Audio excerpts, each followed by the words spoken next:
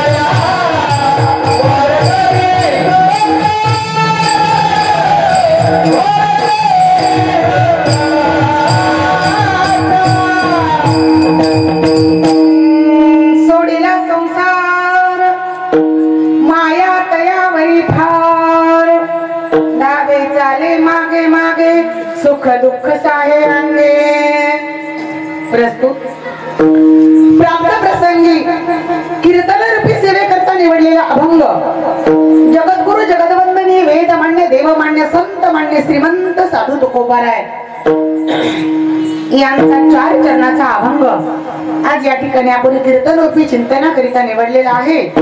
या अभंगामध्ये जगद्गुरु तुकोबाराय भगवान परमात्म्याची भक्त वत्सलता प्रतिपादन करतात। विठाला विठाला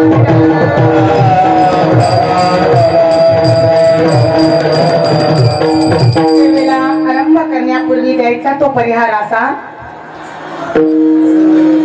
टेंभुरदरा पवित्र पावन अशा या ग्रामी गेल्या 58 वर्षापासून चालू असलेला हा अखंड हरिनाम सप्ताह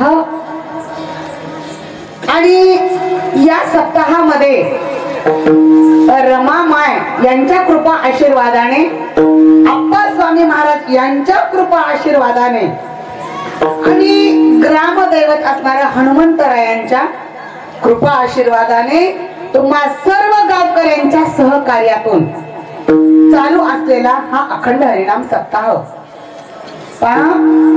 वर्ष पहिले महाराज 58 झालेले आहेत।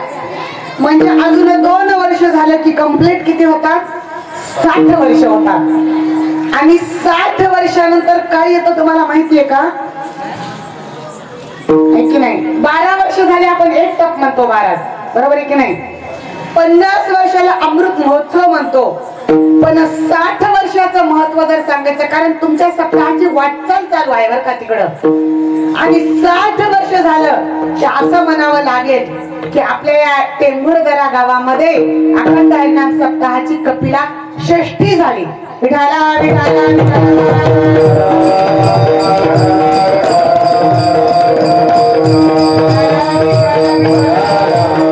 काय होतं मला सप्ते सुरू होतात। कोणता सप्ताह 5 वर्ष चालतो 10 वर्ष चालतो पुन्हा पुन्हाचे ते 20-20 वर्षाचे सप्ते पुन्हा बंद पडले महाराज।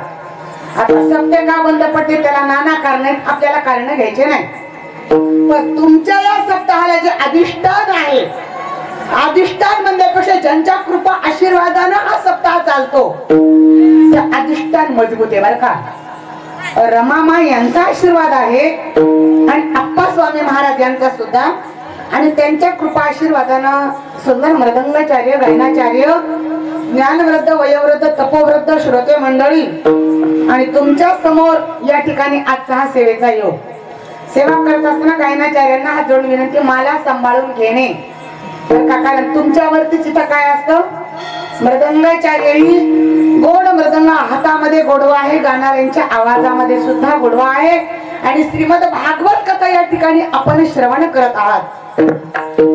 भागवत कथा श्रवण करत असताना जगदीश महाराज ब्रह्मनाथ दारवा यांच्या अमृततुल्य वाणीतून तुम्ही भागवत ऐकत आहात. मी काय बोलते हे कळतं ना? कळत असलं तर असं हो हो करा बर का. तुम्ही असंही करणार नाही, असं नाही तर मला काही कळणार नाही. मी काय बोलायले हे तुम्हाला कळणं हे अतिशय महत्वाचं आहे. विठाला विठाला विठाला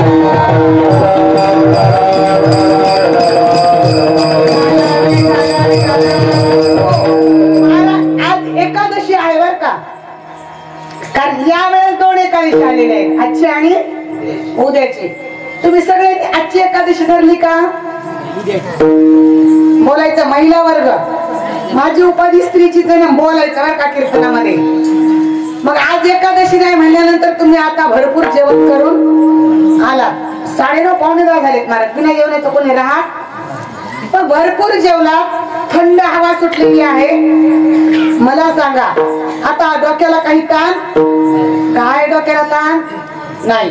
मग काय करायचं? प्रसन्न मनाने कीर्तन ऐकायचं. जेव्हा जेव्हा देवाचा गजर होईल तेव्हा भगवंताच्या नावाचा गजर झाला की मुखानं देवाचं नाम आणि हाताला टाळी. विठाला विठाला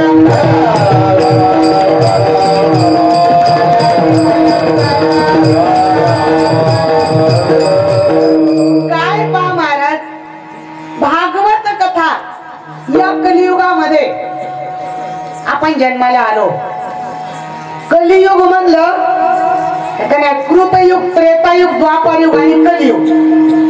आता या कलियुगामध्ये आपलं आयुष्यमान कमी आहे महाराज. आपल्याला काही जास्त दिवस राहायचं नाही बर का. सांगतात ना हरी नरदेह दुर्लभ दाना 100 वर्षाची गणना. आपल्याला 100च वर्ष हो महाराज, जास्त नाही बर का. लक्षात घ्या या 100 वर्षामध्ये 100 तरी वर्ष कुठं जगायला हो महाराज खरं सांगा. आता त्या 100 वर्षातले 50 वर्ष तर झोपीतच गेले. तुमचे आमचे 50 वर्ष झोपीत गेले.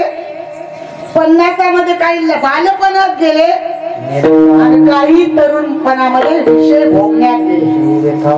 मग आता आपल्याला आहे आपल्या जवळ वेळ कमी. कमी वेळामध्ये देवाची प्राप्ती करून घ्यायची. मग प्राप्ती करून घेत असताना श्रीमद भागवतामध्ये 11व्या स्कंदात भगवंताचा आणि उद्धवाचा संवाद आला महाराज. 11 स्कंद आपण ज्याला म्हणतो. भगवान कृष्ण परमात्म्यानं आपला अवतार घेतला आणि देवाला अवतार कार्य संपवायची वेळ आली. मग ज्या वेळेस देवाला अवतार संपवायचा तेव्हा कलियुगाला नेमकीच काय झाली? सुरुवात झाली. त्यावेळेस उद्धवानं देवाला विचारलं, देवा तुम्ही अवतार कार्य संपवत आहात, मग आता या कलियुगामध्ये धर्म कोणाच्या आश्रयानं राहील? किंवा या कलियुगामध्ये या मृत्यू लोकामध्ये जे अल्पायुष्य मानव जन्म घेणार आहेत त्यांना थोड्या वेळामध्ये तुमच्या प्राप्तीचं सहज सोपं साधन काय आहे ते सांगून जा. कळतंय ना मी काय सांगते ते?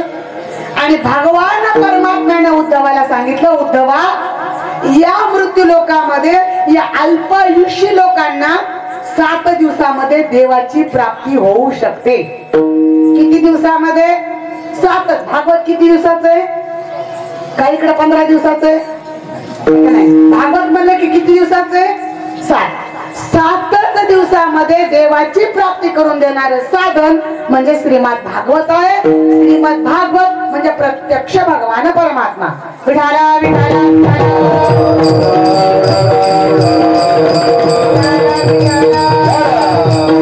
पहा 18 पुराण आहे. किती पुराण आहे? 18 पुराण. पण 18 पुराणामध्ये 17 पुराणापेक्षा सगळ्यात श्रेष्ठ पुराण श्रीमद भागवत आहे महाराज. बरं का? तुम्ही म्हणता कस काय? तुम्हाला नाथ महाराजांची ओवी तुमच्या समोर प्रमाणाला देते. हरी पुराणी श्रेष्ठ भागवत त्याई माझी उद्धव गीत वा प्रवर्तावे तेथ वक्ता भगवंत तुझ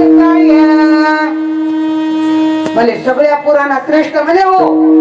भले नाथ महाराज कस काय श्रेष्ठ? 2 ओव्या ऐक्यात त्या सांगून पुढे जाते बर का.